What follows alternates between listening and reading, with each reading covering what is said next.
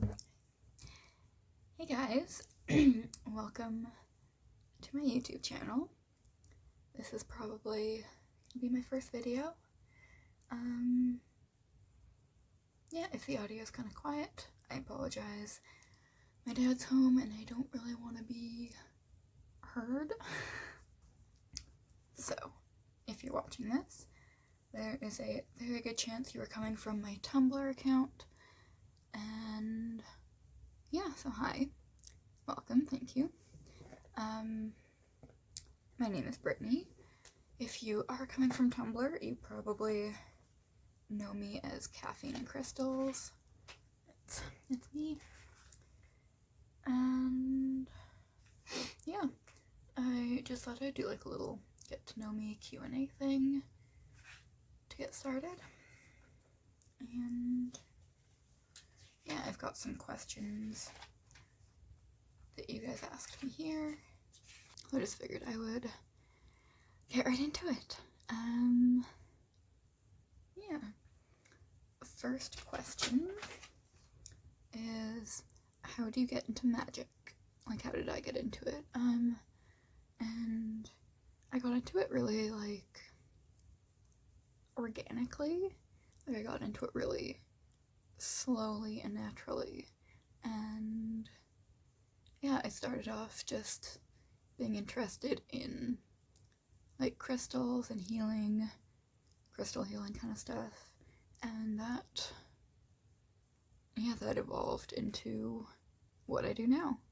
And I like started following stuff on Tumblr from my like main blog, and that led me to more actual witch stuff, and that in turn like really just got the ball rolling for me. I decided to make my own little witch side blog, and yeah, that's how I kind of got started. The second question is just asking about my particular craft, path, practice, and I like to kind of refer to myself as a green witch or an earth witch, just because I'm obsessed with nature and like growing things and stuff. But yeah, a huge part of my craft is honestly just focused on learning. I love learning. Learning is everything to me, and I just think there's always more to learn. There's always more you can do, more you can practice, things you can get better at, more information. And so I really am obsessed with learning. So it's a huge part of my craft, is I'm always learning new things. I kind of do a little bit of everything within my practice. I do some spells, rituals, I celebrate the Sabbats, and I do like things according to the moon. I'm still learning about astrology and that kind of stuff. I'm still really into crystals and kitchen magic. I like divination. I'm really into tarot. And yeah, that's kind of where things are at right now. Things are always changing for me, so we'll see where they go. Next question is, how do I feel about cursing and binding? I have kind of a mixed stance on it, because I feel really strongly that do what you want. If you want to curse, if you want to bind, then do it. It's entirely your prerogative, and if you are going to take the right precautions and like ward against stuff coming back at you, awesome. Do it. Do your research, learn how to do things properly. Just be safe about it. Like, I have a hard time with it, just because I really do feel that, like, you get what's coming to you and you get what you put out into the world. And like, I don't necessarily need to be speeding things up. Things are gonna come in their own time. If someone has wronged me, instead of cursing them or binding things to them, I can just let it take its course, and it's a lot less work for me. It allows me to move on a little bit more, because then I'm not thinking about the curse or hex or jinx or whatever, thinking about has it affected them, how's it affected them, stuff like that.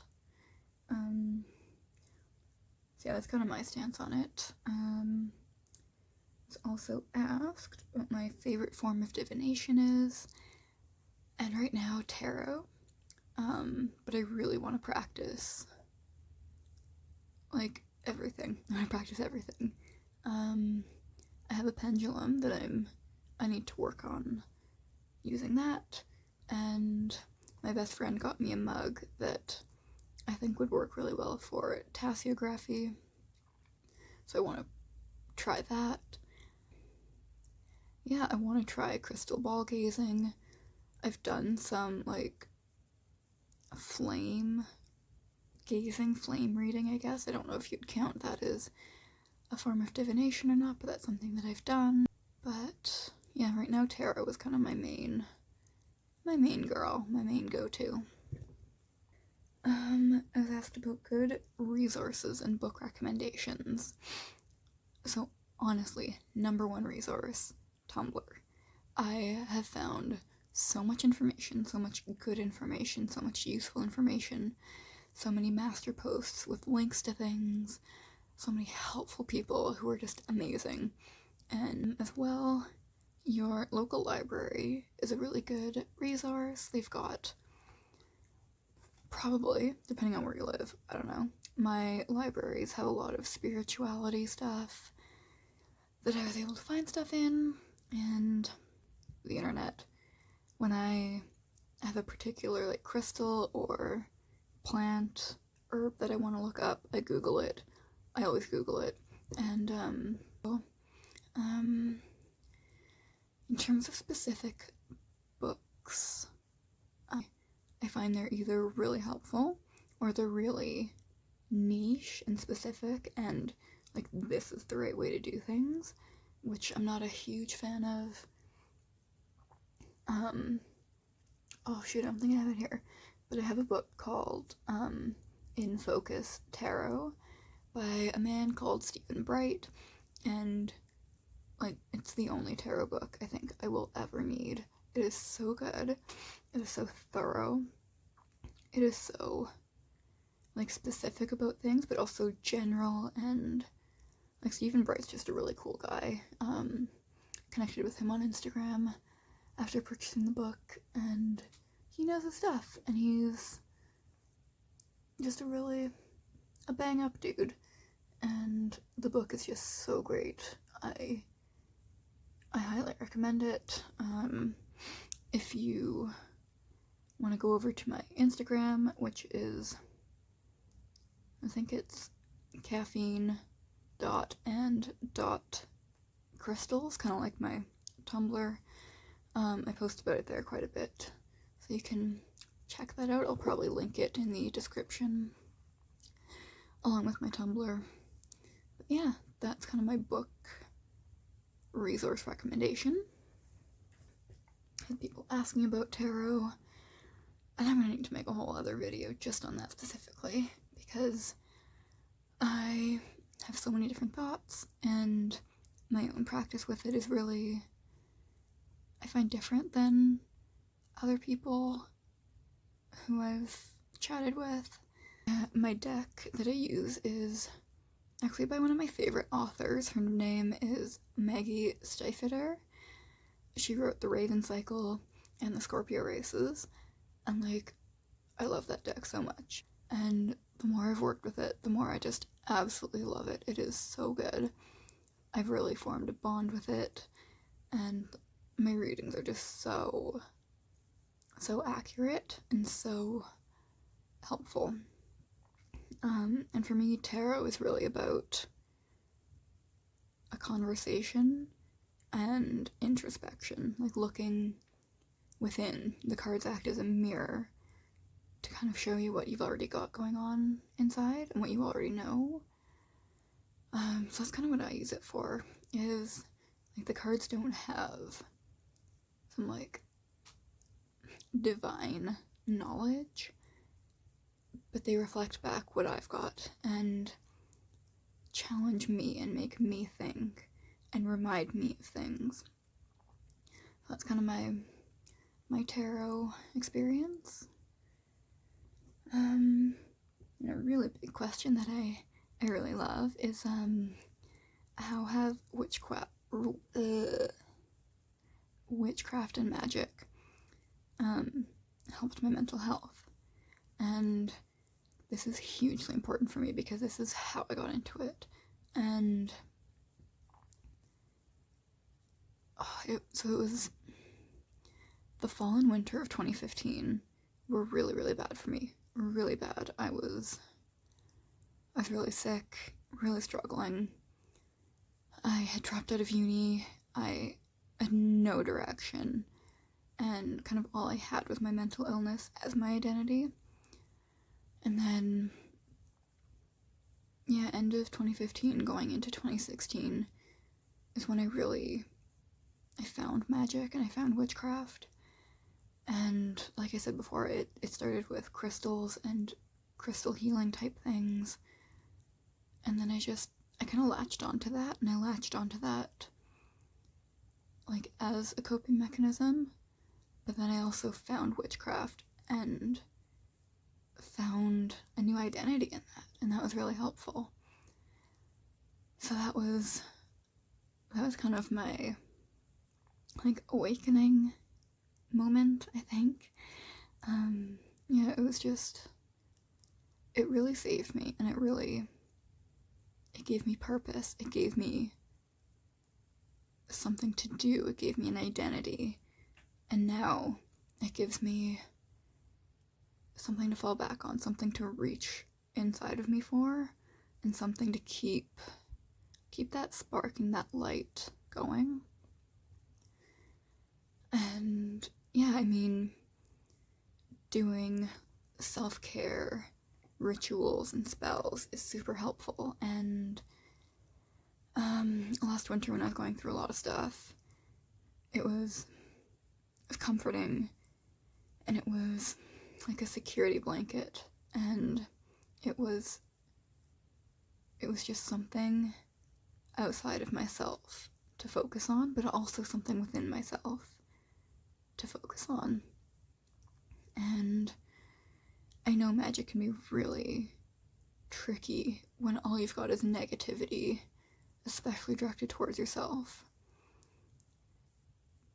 But for me, like, every time I start feeling low or anxious or hating myself, I can remember that I have that innate ability, that magic in me, and it's so pure that it's almost like my mental illness can't touch that, and it can't take that away from me.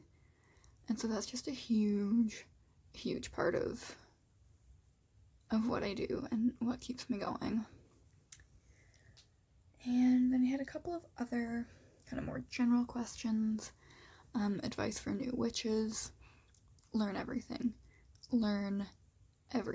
Read, ask questions, ask all the questions. There are no dumb questions, and you're not gonna be dumb for not knowing stuff. Just ask all the questions. And like, yeah, don't be afraid to make mistakes. Don't be afraid to try things. Don't be afraid to get things wrong or for things to not work, because things won't work, and things will be weird and things will go wrong.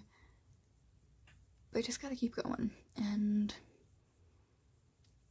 don't compare. Oh my gosh, do not compare your path, your craft, what you're doing with anyone else.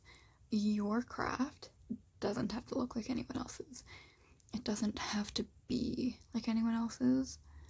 It's yours. It's yours and only yours. And whatever works for you, stick with it. That's yours, you know? And the last question, kind of related, figuring out what kind of witch you are, which ties into the whatever kind of witch you are is you. Like, it's really nice to be able to fall into a category of like an earth witch, a crystal witch, a secular witch, kitchen witch, stuff like that. But you don't need to. You absolutely don't need to. You can just do whatever feels right. You can do whatever feels natural. And like whatever makes you feel good and whatever you're drawn to, that works. If you really love plants, you can focus on that. You can do green witch stuff. If you love cooking and baking, being a kitchen witch might be for you. If you're really into tech, like if you're good with computers and stuff and technology, like the tech witch side of Tumblr blows my mind. It is so cool. Like, I don't understand any of it, but it's really cool. And you don't need to figure out what kind of witch you are either, is kind of my last message is you don't need a label. You can just be. You can just be a witch. You can just be what you are. And yeah, don't let anyone pressure you into thinking that you need to do magic a certain way or you need to look a certain way. You don't need to have that witch aesthetic, which I know on Tumblr it's a really easy rabbit hole to fall down. And Instagram and Pinterest, you see all that aesthetically pleasing stuff with the witch aesthetic, and you don't need to follow that. You can absolutely use it as inspiration, but you don't need to do that. You don't need to have an aesthetic. You don't need to have a label, a type. You can just be you. Just whatever kind of witch you are, you already are. And I think that's gonna be my closing remark. So thank you so much for watching, and yeah, like I said, I will link my Tumblr and my Instagram down in the description. And yeah, let me know what you think of this. If the audio is really bad, again, I apologize. I'm being really quiet. But yeah, thank you so much, and I'll see you guys again sometime. Bye.